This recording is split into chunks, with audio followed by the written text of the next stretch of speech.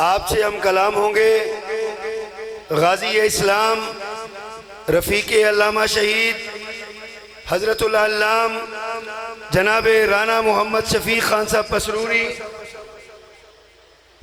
حفظہ اللہ تعالی۔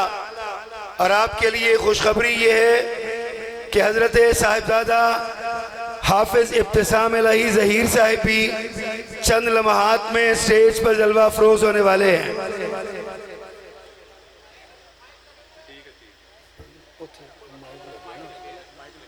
جناب رانا شفیق خان صاحب پسروری حفظہ اللہ، آپ سے ہم کلام ہوتے ہیں۔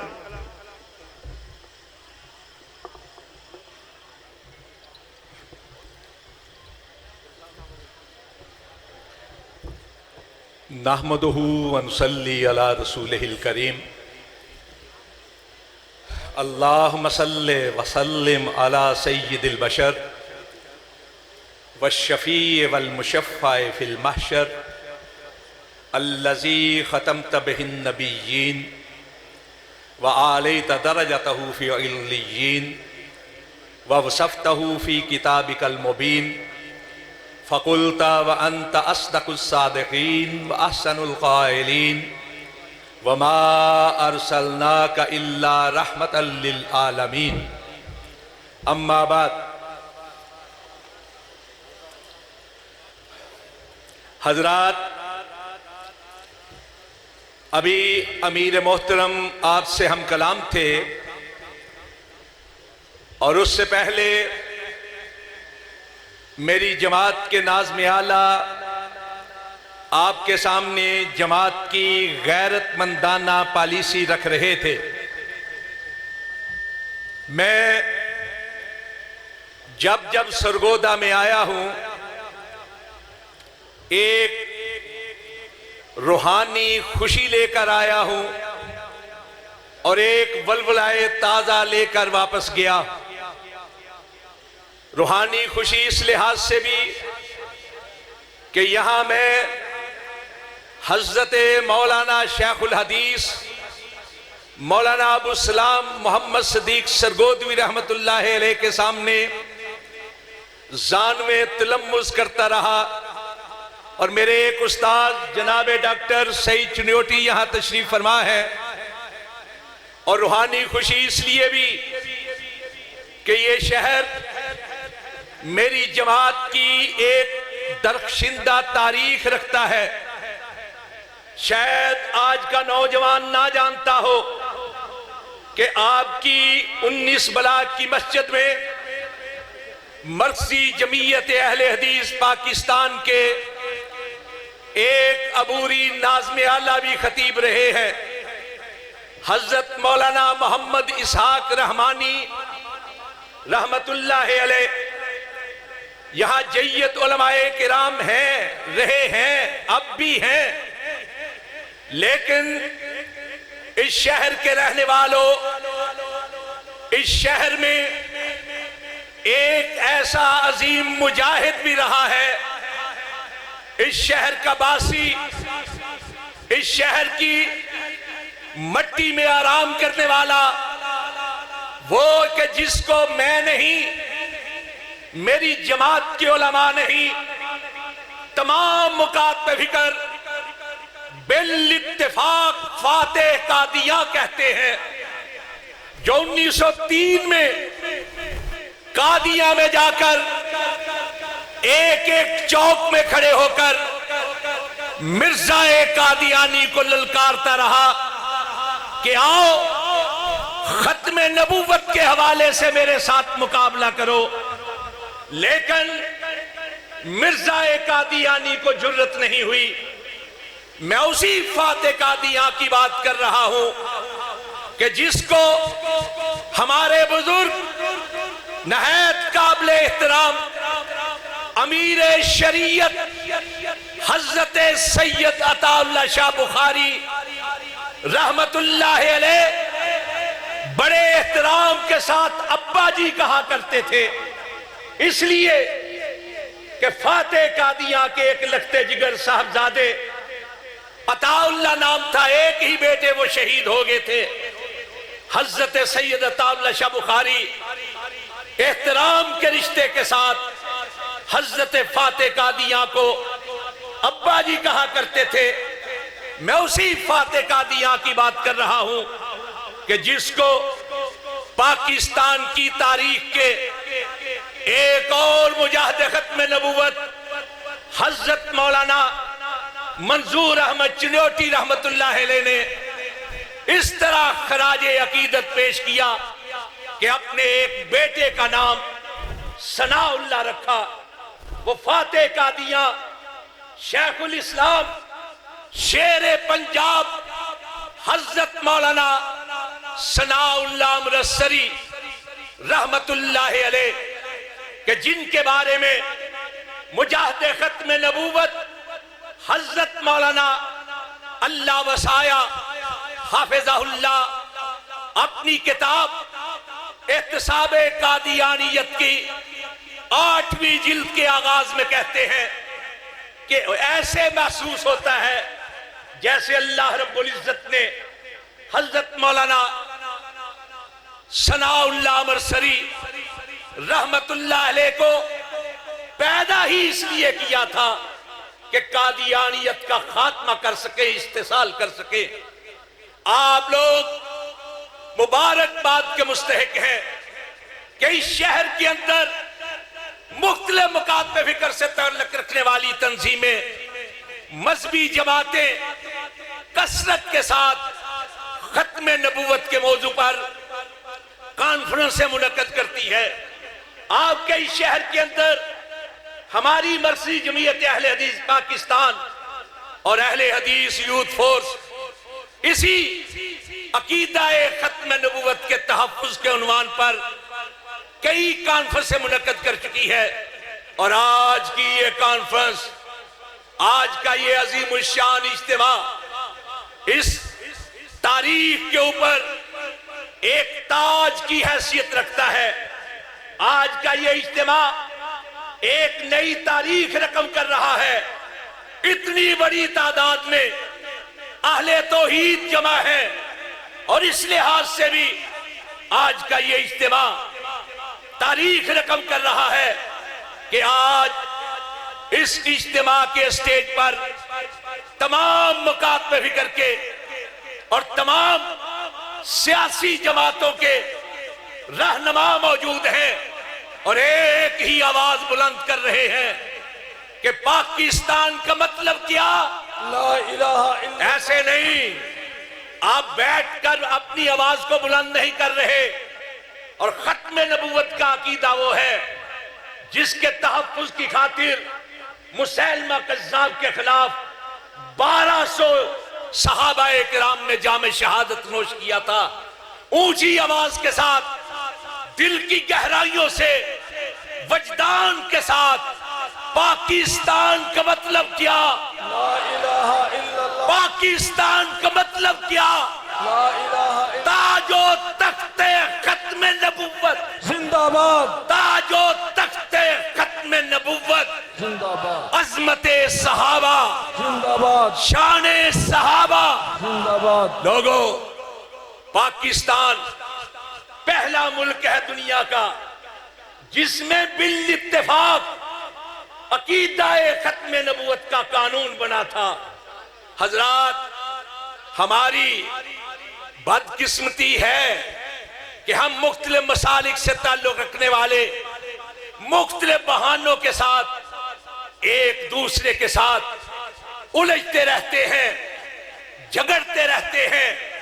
ایک دوسرے کے ساتھ ہم ایک دوسرے کے گریبان تک ہاتھ لے جانے کی کوشش کرتے ہیں، لیکن حضرات یہ حقیقت ہے کہ ایک ہی معاملہ ایسا ہے جب ہم سارے اختلافات ختم کر کے ایک ہو جاتے ہیں، اور وہ معاملہ سونے مدینے والے کی عظمت کا معاملہ ہے۔ وہ معاملہ مدینے والے سے تعلق خاطر کا معاملہ ہے۔ وہ معاملہ سونے کی ساتھ عقیدت کا معاملہ ہے۔ وہ معاملہ ختم نبوت کا معاملہ ہے۔ حضرات، ختم نبوت کا عقیدہ اتفاقی بھی ہے یقینی بھی ہے، اتفاقی ایسا کہ دنیا بھر کے مسلمان خواہ کسی خطے سے تعلق رکھنے والے ہوں، خواہ کسی مسلک سے تعلق رکھنے والے ہوں، خواہ کسی مکتب سے تعلق رکھنے والے ہوں، ایک ہی عقیدہ ہے کہ آمنہ کے لال کے بعد، مکہ کے در یتیم کے بعد، مدینہ کے تاجدار کے بعد، نبیوں کے امام، رسولوں کے سردار کے بعد کوئی نبی نہیں آ سکتا، کسی قسم کا کوئی نبی نہیں آ سکتا کہ آپ وہ ہیں جن کے سر اقدس پر ختم نبوت کا تاج رکھ دیا گیا۔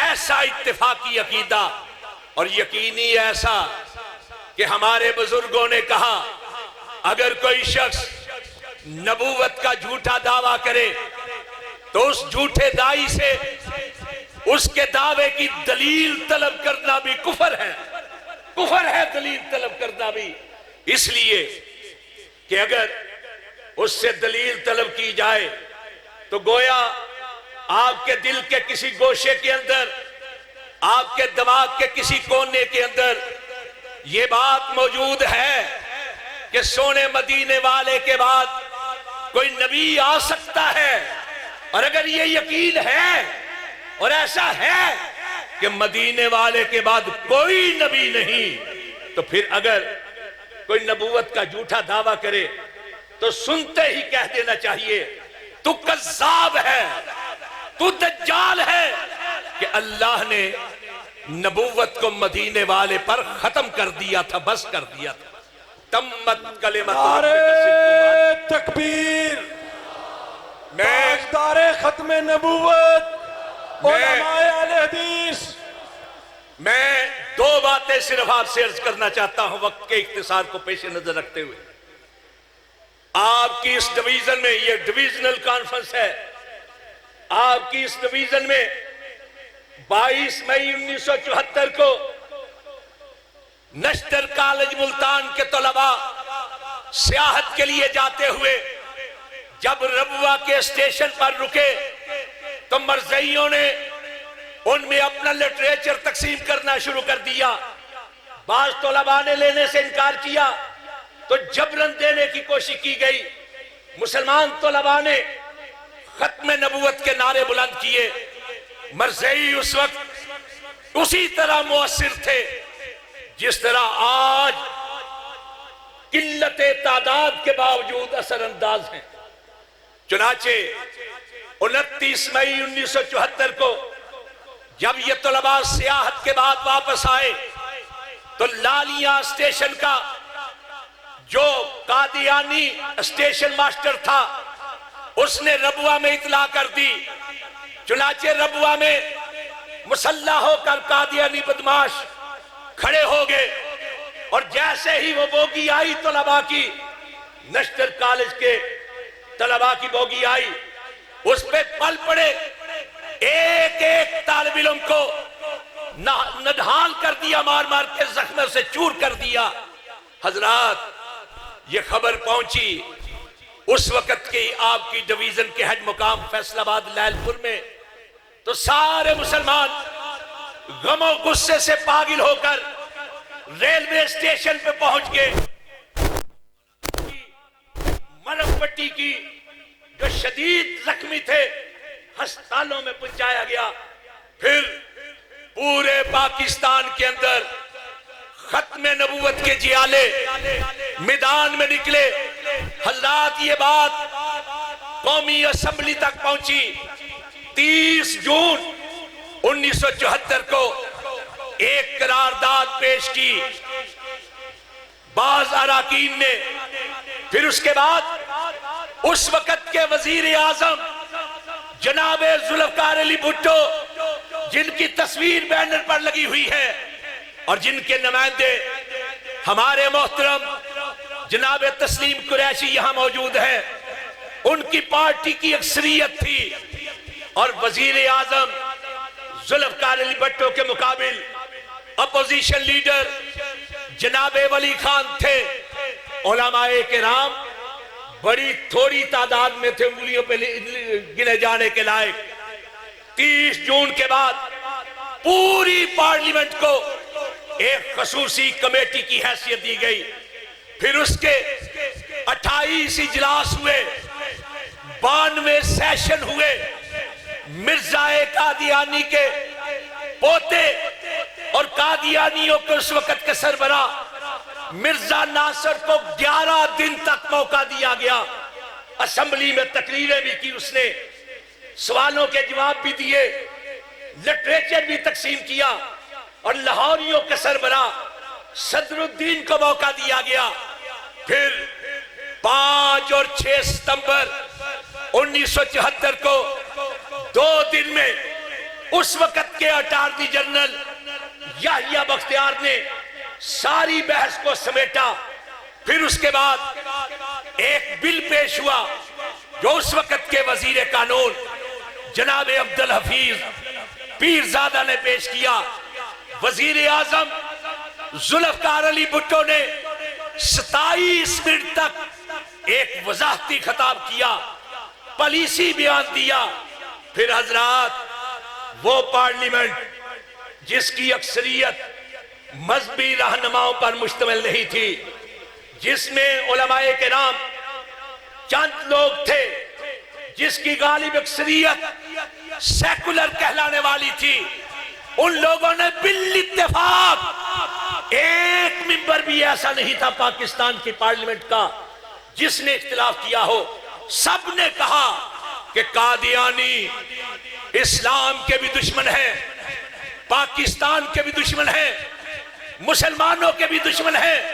حضرات، 4:35 پر 7 ستمبر 1974 کو بالاتفاق یہ قانون پاس ہوا تو پارلیمنٹ کے در و دیوار جو تخت ختم نبوت کے نعروں سے گونج اٹھے تھے۔ آج آپ نعرہ بلند کریں، پھر ایک بار پھر پاکستان کے در و دیوار کو آپ اپنی آوازوں کے ساتھ مرصع کر دیں۔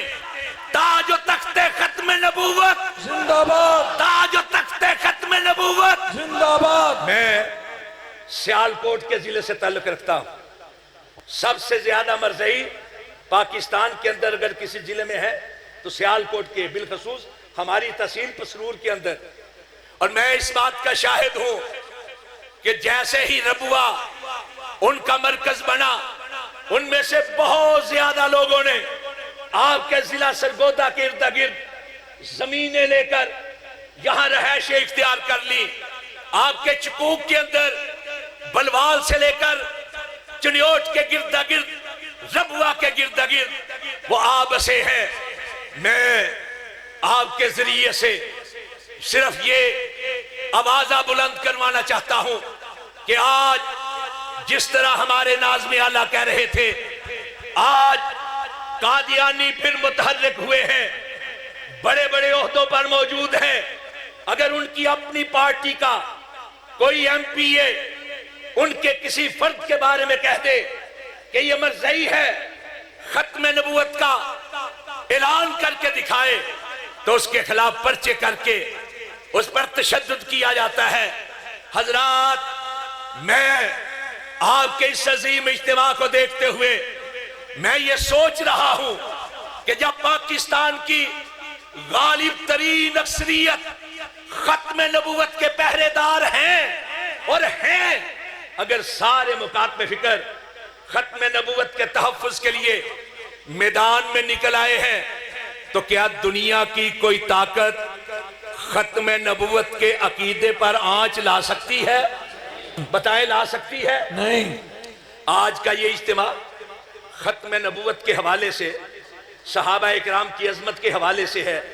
میں آپ سے پوچھتا ہوں، جبر نہیں، دل پہ ہاتھ رکھ کر سچے دل کے ساتھ یہ بتائیں کہ اگر عقیدہ ختم نبوت کے تحفظ کے لیے مسیلمہ کذاب کے خلاف 1200 صحابہ شہید ہو سکتے ہیں، تو اگر وقت آیا تو عام میدان میں نکلیں گے؟